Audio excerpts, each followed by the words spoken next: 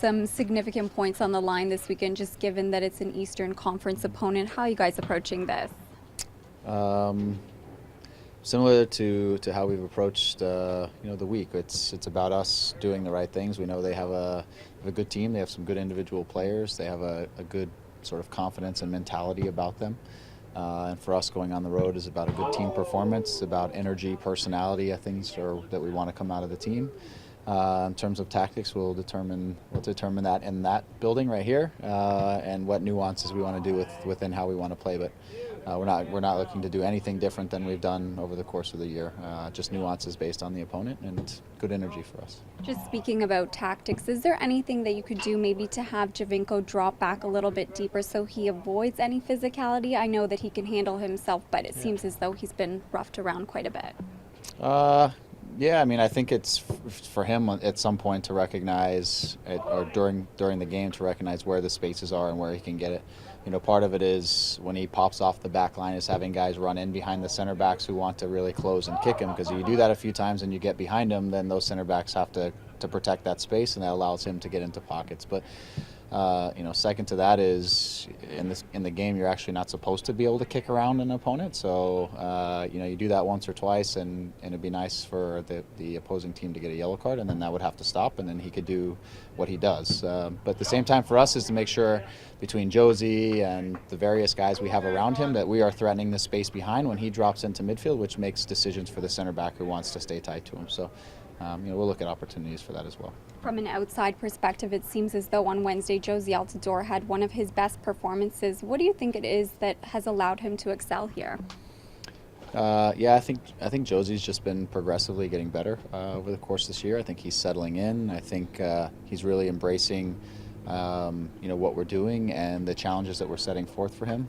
He's emerging as a leader in the group that we know he would, but he's getting comfortable and confident within the group, and the relationship between he and Sebastian is just going to continue to get better. Obviously, Michael was a little bit closer to the two of them this weekend, so maybe that leads to some of it. But for me, he's really engaged right now. He's really engaged in the ways that he can help the team and ways that he can continue to get better as a player. And when you have a motivated Josie, as he is right now, he's a handful because he can do a lot of different things. When you have two offensively minded teams, New England and yourself, how do you picture this unfolding?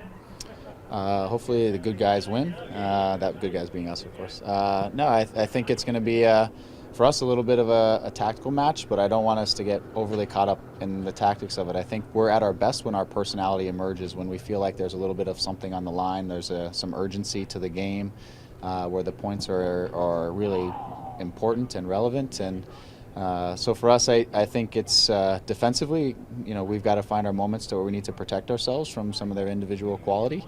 And we need to continue to find our moments on the ball and allow some of the creativity that we have with the players that we have to really emerge. And we don't want to be there defending for large stretches of the game. We want to be able to have our moments like we did last night. In terms of getting to the finished product, we've talked about this before, but is New England one of those teams that you look at that's at that point where consistently you know what you're going to get from them week in, week out?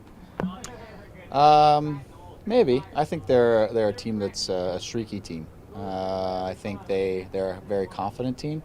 Since Jermaine Jones has been added to their team, I think he brings a lot of confidence to the group and it's kind of a swagger to the group. And I think they've been on a good run when he's there. When he's not there, they're very streaky. And I assume that he's going to be there this weekend. But for me, it's we got to be good. We got to nullify some of the things that we think that they're good at, and take the game on. I think there's moments that I've seen them in games where they've had a hard time with certain things, and we'll try to bring some of those certain things to the table. How is the injury situation looking? Is Bloom Caldwell going to travel? Bloom is available. He trained today. Assuming he has no reaction, it's been back spasm stuff. Assuming he has no reaction from today, he'll be available. Caldwell is not available. What about Oso? You mentioned he was hurt last night. Yeah, he's fine. He took a nasty fall there, and he just looked like he was, stirred up a little bit. We decided to get somebody in for him at the time, but he's fine. He's recovered fine for today. And Joe as well?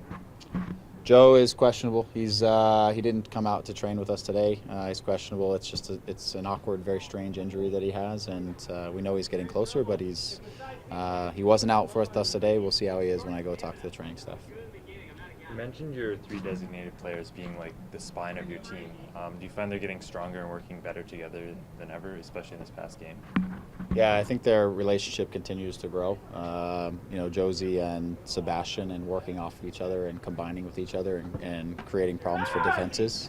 For Michael, he played a little higher up the field, and so he's now a little more connected to the two of them as of last night. So yes, I mean I think they complement each other well. Michael does a ton of work both on the defending side and building power and speed moving forward. And obviously Josie can be the finishing product, and Sebastian is kind of a mix between a playmaker and a finisher in his own right. So I just think the more games we play and the more opportunities they have to play together, the more that relationship strengthens and they get a feel for each other. We're still in terms of number of matches played together as a group, we're still a very young group. There's still lots of chemistry to build. But I think we're taking steps in the right direction. Kind of building off of that, Mike was just saying that you guys are still trying to find the best version of yourselves. Do you agree with that, and do you think you're working towards that? Yeah, absolutely. I mean, when you start 7 games on the road, 8 games on the road, if you consider the cup, sometimes you react a little bit. We reacted a little bit to the fact that we were playing some good attacking soccer, but we were not defending great. So we made a reaction to that, which was to plug the dam, if you will, in terms of defending stuff and solidify. But it cost us a little bit on the attacking side and what we were doing and building on in the attacking side. Last night was an opportunity for us to try to put some of it together, and I thought we did for stretches. We still allowed 2 goals that I think should have been dealt with, but I think we're putting some of the pieces together in terms of what our mindset looks like and what we can see on both sides.